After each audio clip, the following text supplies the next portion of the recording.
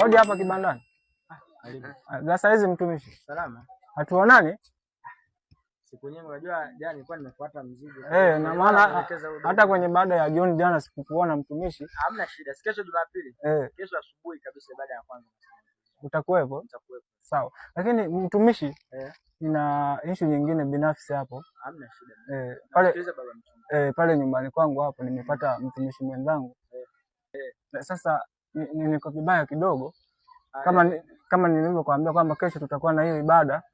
Nilitaka unidhamini kidogo, alafu kesho baada ya ibada tu tunakuja tunamaliza mambo kama tunavyoenda, kama yale yaliyopita tunavyoenda kwa mtumishi. Shida baba mchungaji. Hivi niangalizie hapo mchungaji, sikia sana dai hiyo.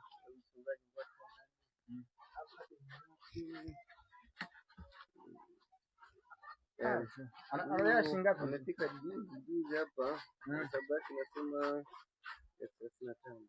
35. Ndogo sana mtumishi.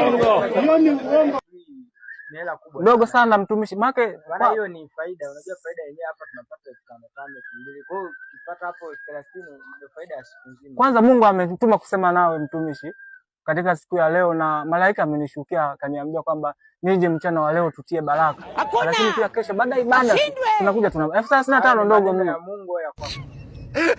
Mungu ni ananitumia mimi kama kivuli kwake. Kwa hiyo ukiniona mimi nilihitaji kilo moja ya mchele, kilo moja ya sukari na vimafuta kadhaa tu. Alafu kesho tunamaliza. Sasa kwa kweli hapo tunisamehe. Yaani unajua hapa biashara napata, yaani kiendelea kukopesha hivi napata hasara hata tumishe. Basi tufanye hivi mtumishi. Get ready. Kesho tutakuja kanisani. Yaani asubuhi tunakuja. Utatoa sadaka kama kawaida, si ndio? Sadaka lazima utoe. Mimi sadaka kweli ni haki.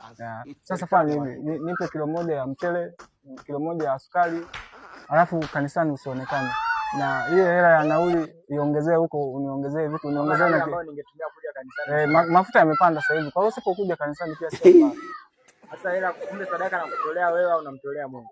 Unamtolea mtumishi, yuko kula amenisubiria kwa akapata chochote kitu. Mtumishi ndio Mungu au? Ni mtumishi wa Mungu. Hii sadaka nayoitoa kesho mimi namtolea Mungu, sio nakutolea wewe na. Ndio maana nimekwambia ili turahisishe.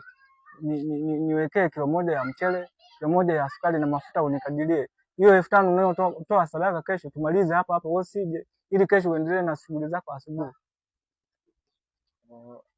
Ila mwanangu hapa. Tufanye hivi, mpimie tu hizo kilo ngapi. Naona hapa umevamiwa.